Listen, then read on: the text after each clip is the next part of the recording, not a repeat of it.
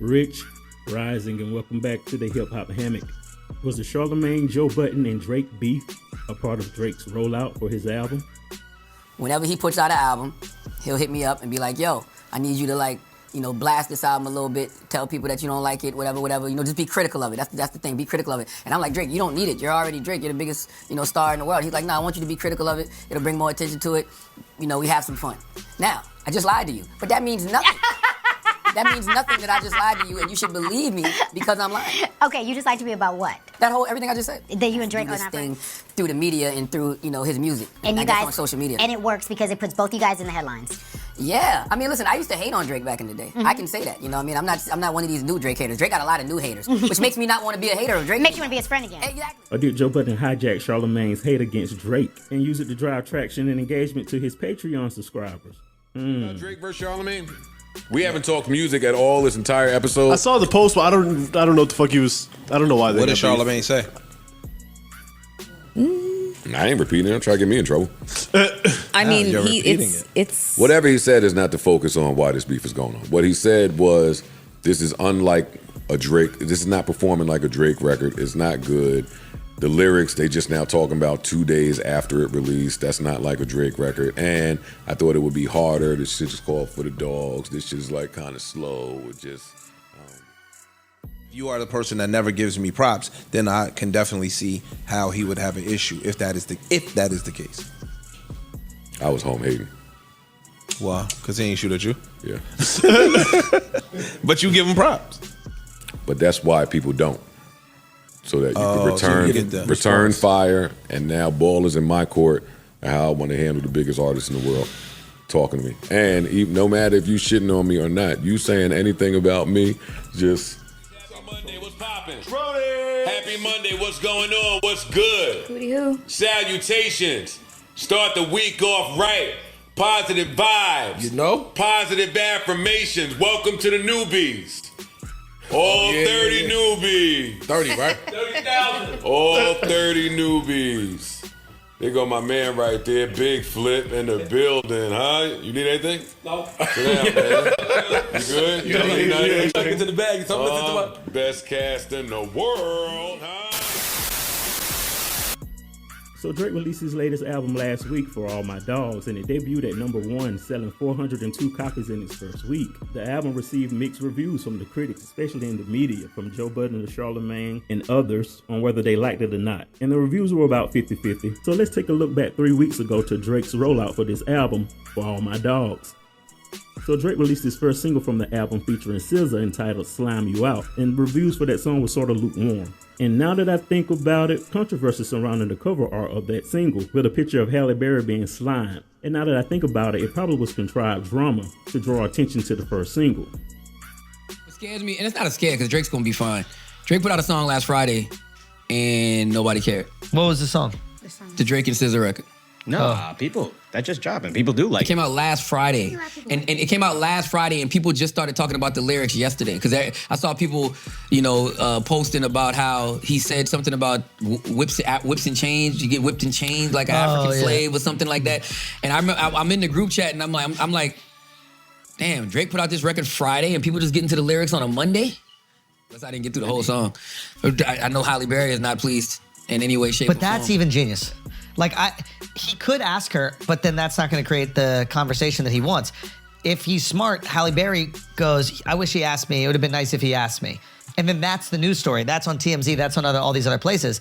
If Halle Berry goes, oh, he asked my permission, I think it would be really cool. Not a news story. So it's just constant news being generated and constant conversation between what's happening at the live shows and are we going to get the drop? He's controlled the narrative for months, and just more and more people are aware that an album is going to come out. You look at the album cover and you hear the title, For All My Dogs. I think we was looking for something a little bit more harder, a little bit more aggressive. Let's he came see out what with happens. this slow joint with SZA. So Halle Berry types a post that says, sometimes you have to be the bigger guy, even if you're a woman. Then one of her followers say, at Halle Berry, what are your thoughts on Drake using that picture of you for his single? Halle replied, hence my post today. When people you admire disappoint you, you have to be the bigger person and move on. Then one of her other followers said, I would be more upset about the meaning of the pic. Slime you out, what does that mean exactly? Halle replied, exactly, what does that mean? So the buzz and the controversy around the single caused it to debut at number 1, making Drake tie with Michael Jackson on the Hot 100 singles chart with 13 number ones. So now insert Charlamagne the God. Now it's no secret that Charlamagne and Drake doesn't have the best history. For the last 10 or more years, Charlamagne is no stranger to dissing Drake. Drake even mentioned him in his diss track against Meek Mill, stating that he would buy bottles for Charlamagne. How many years are we at now with this Drake Charlamagne beef? 8. Didn't he say you gonna make me buy bottles for Charlamagne? And he did it. Yeah. And then he sent them some bottles. And the card said, let's be friends. Let's be friends. And now they're back, Charlamagne and Drake is now addressing Charlamagne as being weirdly obsessed with him. He posted so on Drake responds, "Are you okay, Leonard? You kind of weirded me out, G. Like you really obsessed with me or something. Like for years you look in the mirror and wish you saw my reflection type shit. Whatever you got to do, let it out. I'm sure your 435 loyal fans will stand by you, you effing goof." Then Drake also went on to say that Charlamagne looks like an off-brand Morris Chestnut. Now anybody that knows Charlamagne knows that Charlamagne loves for people to refer to him as Morris Chestnut. Okay, so after these comments, and I will say I do agree with the fact that the song came and went, and the biggest point of it was the Halle Berry situation. It's going to debut at number 1, they saying, though. It's Drake, of course. He could literally put out a song with no words, not even... And then he called me off-brand Morris Chestnut. He did. I agree with that. And he put the picture of you with the sweater where you're like really trying to channel it in. Like you were trying hard. I agree with that. Definitely. You definitely had a Morris Chestnut move. I want to tell y'all something, but you're not going to believe me because I'm lying. But Drake and I plan this out every time he drops an album. I'm part of the album rollout. He drops a record, I critique it. It brings more attention to the record, more attention to the project. I keep telling Drake he doesn't need me to do that. He's Drake, but for whatever reason, he wants me to do it, so I oblige. Okay? I don't believe you. I'm just telling you, it wasn't always like that though. Back in the day, I can honestly say I was hating on Drake for fun. It was hilarious, at least to me. Like Morris Chestnut said that he's gotten mistaken for me. It's not my fault. Why y'all be mad at God's engineer? I don't understand this. God's engineering. God's engineering. But not too fast with all this buzz generating. Joe Budden said, "Hold up, wait a minute." Joe Budden want to jump in it. Joe Budden poses the question. Hear about Drake versus Charlamagne? We haven't talked music at all this entire episode. I was home hating. Wow, because he ain't shoot at you? Yeah. I was home hating. Wow, because he ain't shoot at you? Yeah. I was home hating. Wow, because he ain't shoot at you? Yeah. Man, you heard what Joe Budden said. He was home hating at the engagement and the buzz and the headlines that Charlamagne and Drake were getting for his critique. And a light bulb went off in his head. Then the infamous review that Joe Budden gave a week later went viral and drove the internet crazy. You are 36. Your birthday is in 20 days. I Googled that too. You only 37 years old.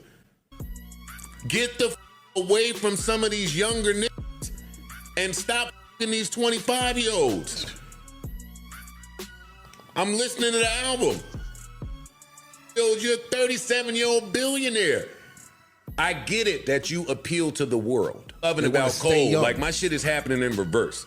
Like with Cole, he used to rap about kid shit. I'm a grown ass, like real Jersey City. I want to hear how you lost your virginity. And then he started to grow up. And then the rapping sounded like an adult rapping. I want to hear adult Drake rapping for adult people. No. This is like Yachty rapping.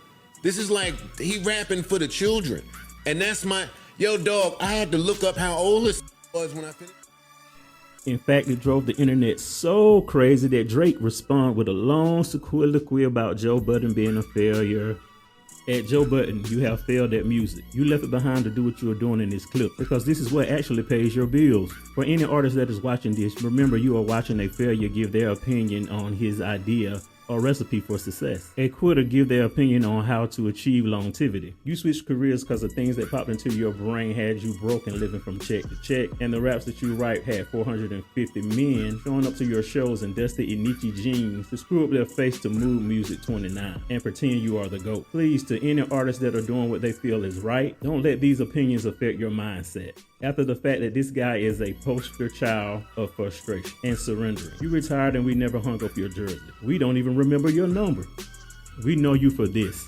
You withdrew from rap not cause you accomplished all you need. It's cause it wasn't working for you. I never want anyone in this generation to think that the whole everyone is entitled to their opinion is a real thing. This is a man projecting his own self-hate and the fact that I did and continue to do everything he wanted to do for himself If you need it put in simpler terms, I own a 767 and he owned a modest house in the 973 and flies first class on special occasions. Now that response didn't garner the support that Drake thought it was going to get. Only the sensitive people thought it was a good clapback. Majority of the other people agreed with Joe Budden. And Joe Budden response to the comment says that you'll grow up sooner or later, Father Time is undefeated. So all of this happened over the weekend that Drake dropped his album. So the listeners were anticipating what would Joe Budden get back on his podcast and say in response to Drake. And because he knew that everyone was waiting on his response, Joe Budden took that in his favor and released his response for his Patreon only, causing you to have to sign up for his Patreon to see what he had to say.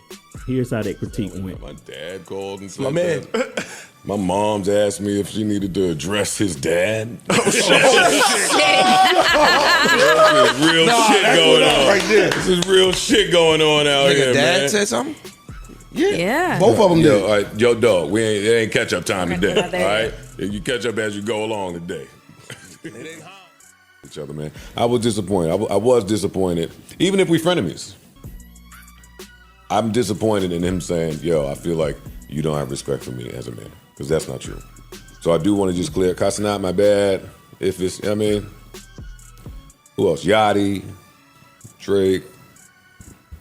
That's it, man. All of this is weird. All of this is weird. Like, you could like something, and be able to spot out and be critical of it. Be able to spot out some shit that's weird. I don't like that revisionist history shit that he tried to do, because now it's a bunch of niggas that follow him. When you got 100 million followers, it happens. Talking about something, yeah. They talking to me, yeah, Joe, who the fuck are you? You failed. You can't who are you to criticize him? You can't criticize him. Hey. Yes, I can. Yeah, I can.